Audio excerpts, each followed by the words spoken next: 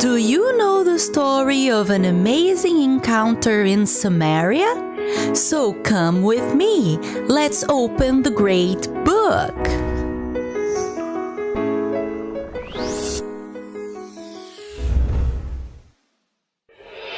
Jesus and his disciples used to walk a lot, going through different cities.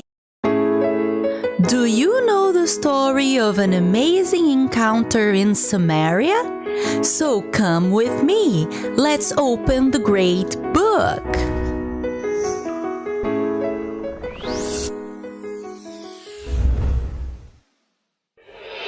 Jesus and his disciples used to walk a lot, going through different cities, always teaching and healing people.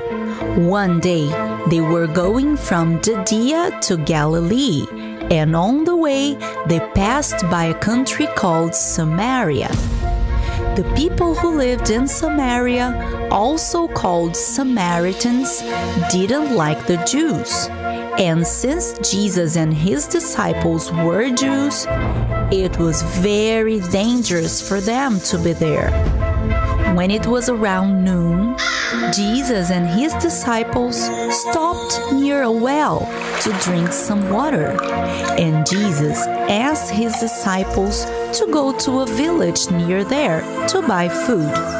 As soon as they left, there came a Samaritan woman to take some water from that well. So Jesus told her, "Can you give me some water?" And she answered, "How can you, a Jew, come and ask me, a Samaritan, for some water?" And Jesus gave her a surprising answer. "If you knew who I am, you would be the one asking for water, and I would give you living water." But she still couldn't understand what he was talking about. So she said, "You don't even have a bucket to take water from this deep well. How can you get this living water? Are you greater than our father Jacob, who built this well so many years ago?" And Jesus explained to her, "Everyone who drinks water from this well will soon be thirsty again. But everyone who drinks from the water I give them will never be thirsty again. And they will also become a fountain of living water spouting forever." That woman was amazed by the possibilities of that living water he was talking about. So she asked Jesus to give her some, because she didn't want to have to go to that well to get water every day. So Jesus asked her to call her husband. At this moment, she got pretty sad and said, "I don't have a husband." And he said, "That's right. You don't have a husband because you've already had 5, and this one you live with is not your husband." And she said, "I can see that you're a prophet. You don't even know me, and you know everything about me. Here, where we are, in this mountain, our ancestors used to worship God. But you Jews say that the right place to worship is in Jerusalem." And Jesus answered, "You Samaritans don't know the God you worship, but we do.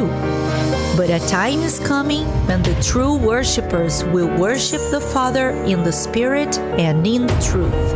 These are the ones God is looking for." And the woman, still a bit confused by everything Jesus was saying, told him, "That's okay. The Messiah, also called Christ, is coming. And when he comes, he will explain everything to us." And Jesus gave her a totally unexpected answer. He said, "I am the Messiah, the one you've been waiting for." She was so amazed by those words that she dropped her bucket on the ground and ran back to the village and started to tell everyone, "Come and see the man that said everything about me. I wonder if he is the Messiah." And the Samaritans went after that man. So Jesus taught the Samaritans all that afternoon, and they were all amazed by his teachings. And when the disciples arrived with food, they said, "Master, take a break and eat something." And he answered, "My food is to do my Father's will and finish the mission he gave me. You say that the harvest will be in 4 months, but I say differently. Look at the fields. They are totally ready for harvesting." Have you understood what Jesus said? He said that his food was to do his Father's will. What does it mean? Think about it. Can you spend a whole day without eating? It's difficult, isn't it? Because food is a basic need, and we can't live without it. And Jesus was saying that doing God's will was more important than food. And what about saying that the fields are ready for harvesting? Did Jesus want to become a farmer? No. The harvest was compared to the people he was teaching. They were ready to receive the good news of salvation. Oh, that day, many Samaritans believed in Jesus, and they were so amazed by his teachings that they asked Jesus to stay longer in the city. And Jesus and his disciples stayed 2 more days there, and many people believed in his words and also in the Samaritan woman's testimony. Wow, so many lives were transformed. This was Jesus' mission when he was among us. And before he left, he gave us the same mission. Have you talked about Jesus with anyone today? So don't miss this opportunity. Remember what Jesus said, "My food is doing my Father's will."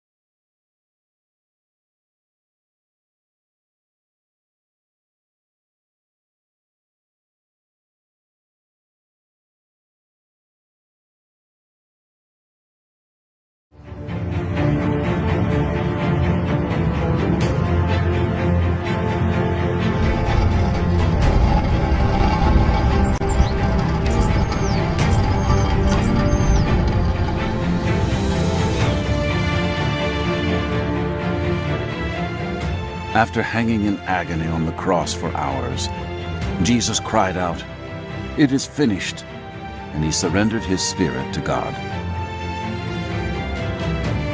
Despite his sadness, Joseph of Arimathea, a man who was secretly a disciple of Jesus, knew that to ensure Jesus had a proper burial, he had to do it before the quickly approaching Sabbath.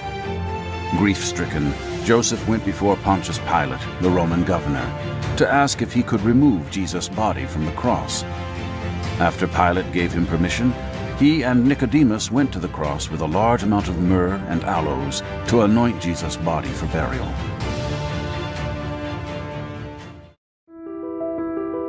Together, Joseph and Nicodemus carefully wrapped Jesus' body in strips of linen with burial spices in accordance with Jewish tradition. Near the place where Jesus was crucified, there was a garden where a tomb had been cut out of the rock, something only wealthy people could afford. This tomb belonged to Joseph, and no one had yet been laid to rest there. It was in this tomb that Joseph and Nicodemus laid the body of Jesus. Before they left, they rolled an enormous stone in front of the tomb's entrance, sealing it shut. Before the sun had risen on Sunday morning, Mary Magdalene gathered the spices and perfumes she had prepared to complete the burial customs for Jesus and made her way to the tomb. When she arrived, she discovered the giant stone had been rolled away, and the tomb was empty. Deeply distressed by what she had seen, she ran as fast as she could to tell the disciples Peter and John what had happened. "They've taken our Lord's body, and we don't know where," Mary exclaimed. After hearing Mary's account, Peter and John sprinted to the tomb. John arrived first, but he did not enter the tomb. Without hesitation, Peter walked into the tomb and noticed that the strips of linen that Jesus had been wrapped up in were laying empty in a pile, and the burial cloth that was placed over his head and face was neatly folded next to them. As John entered the empty tomb, he didn't fully understand what had happened, but he believed that Jesus had risen from the dead. Puzzled by what they had seen, Peter and John returned to their homes. Too upset to return home with Peter and John, Mary Magdalene remained at the empty tomb. As she wept, she looked up through her tears into the tomb, and she saw two angels in dazzling white robes. They were sitting where Jesus' body had been, one at the head and one at the foot. Seeing Mary's tears, the angels asked, "Woman, why are you crying?" Still sobbing, Mary replied, "They have taken my Lord away, and I don't know where they have put him." As Mary turned away from the angels to make her way home, she saw a man had been standing behind her. But this was no ordinary man. It was Jesus. Somehow Mary did not recognize Jesus. She thought he was the gardener. Jesus asked Mary, "Why are you crying? Who are you looking for?" Mary, still thinking he was the gardener, begged him, "If you have taken him away, please tell me where so I can get him." Then Jesus called Mary's name, and suddenly she recognized that the man was Jesus. She exclaimed, "Teacher," and fell to her knees to worship at his feet. Jesus told Mary to go tell the disciples. After hearing Mary's report of what happened at the tomb and that she had seen Jesus, the disciples gathered together behind locked doors, afraid of what the Jewish leaders might do to them. Suddenly Jesus appeared among them in the locked house and said, "Peace to you." The disciples were overjoyed to see Jesus with their own eyes. After Jesus had shown them the wounds in his hands and his side, he told the disciples that they would continue his mission, going throughout the world and preaching God's love.